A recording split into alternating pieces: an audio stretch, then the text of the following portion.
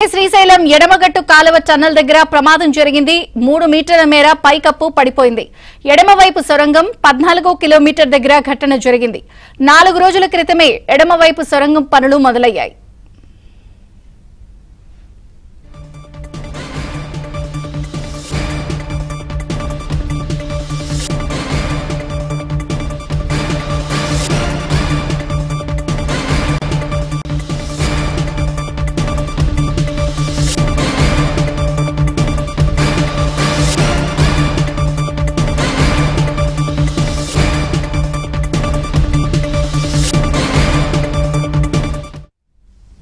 శ్రీశైలం ఎడమగట్టు కాలువ టన్నల్ దగ్గర ప్రమాదం జరిగింది.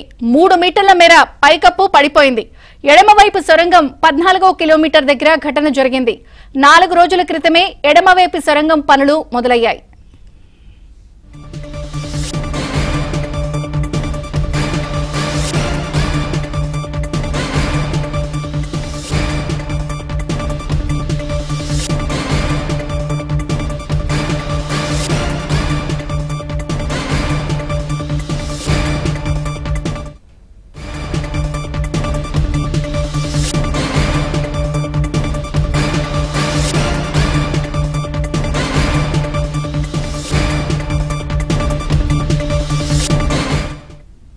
శ్రీశైలం ఎడమగట్టు కాలువ టన్నల్ దగ్గర ప్రమాదం జరిగింది. 3 మీటర్ల మేర పైకప్పు పడిపోయింది. పూర్తి సమాచారం మా ప్రతినిధి సుంకన్న అందిస్తారు. సుంకన్న, విజయచంద్రిక ఎస్ఎల్బీసీ టన్నెల్లో ఉదయం 9 గంటల సమయంలో ఈ ప్రమాదం జరిగింది. కార్మికులు కూడా టన్నెల్ పనులు చేస్తున్నటువంటి నేపథ్యంలో దోమలపేంట దగ్గర 4 కిలోమీటర్ దగ్గర 3 మీటర్ల మేర పైకప్పు కూడా మట్టి కూలిపోయింది. దీంతో అక్కడ పనిచేస్తున్నటువంటి కార్మికులు కూడా మట్టిలోనే కూరుకుపోయారు. మరికొంతమంది చుట్టుపక్కల ఉన్న వాళ్ళు కూడా బయటకు వచ్చేటువంటి ప్రయత్నం చేశారు. అయితే మట్టిలో కూరుకుపోయిన వారు కొంత తీవ్ర గాయాలపాలయ్యారు. అదేవిధంగా ఈ పైకప్పు కూలిన వెంటనే ఆ పైనుంచి కూడా కొంత వాటర్ రావడంతో వాళ్ళకు దిక్కుతోచని పరిస్థితుల్లో ఆర్తనాదాలు పెడుతూ ఉన్నటువంటి క్రమంలో చుట్టుపక్కల కూడా దగ్గర ఎవరు కూడా ఏదైతే కార్మికులు అందుబాటులో కొంత దూరంలో ఉండడంతో వాళ్ళని కాపాడేటువంటి ప్రయత్నాలు చేసినప్పటికీ కూడా అప్పటికే భారీ శబ్దం వచ్చి మట్టి పైకప్పునంతా కూడా కూలిపోయింది. దాదాపు 3 మీటర్ల కూలిపోవడంతో అక్కడ ఉన్న పనిచేసేటువంటి వాళ్ళు కూడా ఒక్కసారిగా మట్టిలో కూరుకుపోయిన జరిగింది.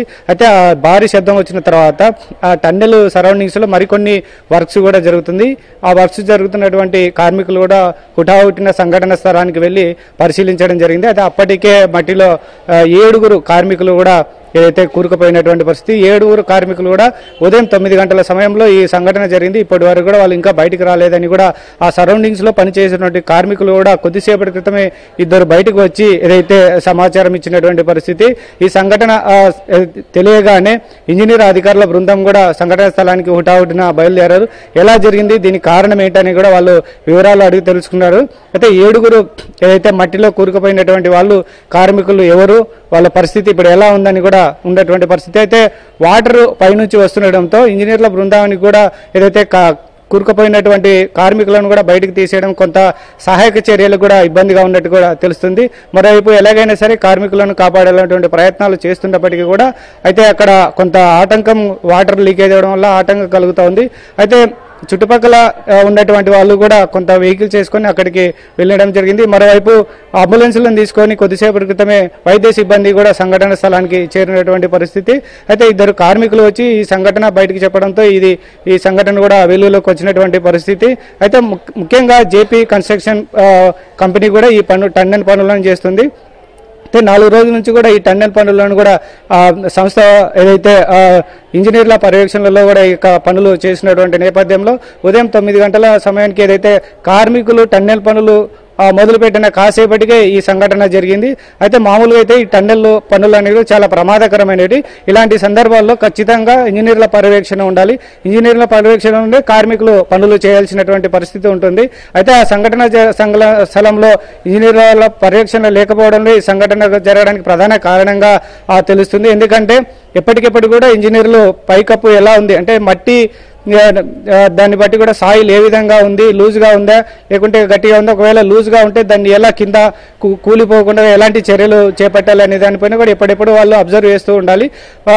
ముఖ్యంగా పై అధికారులు కూడా ఇంజనీర్ అధికారులు కూడా వచ్చేప్పటికెప్పటికి కూడా టన్నెల్ వరకు కూడా తనిఖీలు నిర్వహించి మట్టి నాణ్యతను కూడా పరిశీలిస్తూ ఉండాలి. అయితే ముఖ్యంగా ఈ ఇంజనీర్ల పర్యవేక్షణ లోపం వల్లనే ఈ విధంగా జరిగిందని కూడా ఒక ప్రాథమిక అంచనాకైతే వచ్చారు. అయితే పర్యవేక్షణ సమయంలో ఈ సంఘటన జరిగినప్పుడు ఇంజనీర్లు పర్యవేక్షణ లేకపోవడంలో ఒకవేళ జరిగిన వెంటనే అక్కడ ఇంజనీర్లు ఉంటే వెంటనే వారికి కాపాడేటువంటి ప్రయత్నాలు కూడా చేసేటువంటి, ముఖ్యంగా ఇలాంటి ప్రమాదాలు జరిగినప్పుడు కార్మికులకు ఏ విధంగా రక్షించాలని కూడా కొన్ని మెజర్మెంట్స్ ఉంటాయి, కొన్ని రూల్స్ నిబంధనలు కూడా పాటించాల్సి ఉంటుంది. సో అవన్నీ కూడా ఏమి పాటించకుండా ఈ యొక్క టన్నెల్ పనులు చేసినటువంటి నేపథ్యంలోనే ఈ సంఘటన జరిగిందని కూడా మనకు తెలుస్తుంది. అయితే ఇంజనీర్ల బృందం కూడా కొద్దిసేపు క్రితమే సంఘటన స్థలానికి చేరుకుంది.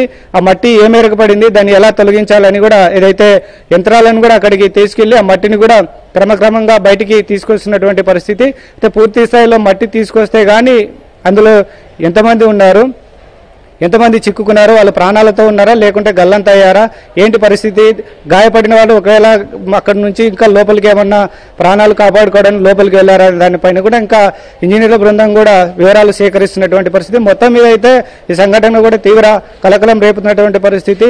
కార్మికులు కూడా పనుల్లోకి దిగిన కొద్దిసేపటికైతే ఈ ఘటన జరగడంతో ఒక్కసారిగా చుట్టుపక్కల పనిచేసేటువంటి కార్మికులు కూడా భయాందోళనతో బయటకు వెళ్ళినటువంటి పరిస్థితి. ఈ పైకప్పు కూలినప్పుడు ఒక భారీ శబ్దం వచ్చడంతో అక్కడ ఉన్నటువంటి వాళ్ళు కూడా ఏం జరిగిందో ఏం జరుగుతుందో అని కూడా అర్థం కాలేనటువంటి పరిస్థితుల్లో బయటికి పరుగులు తీసినటువంటి పరిస్థితి.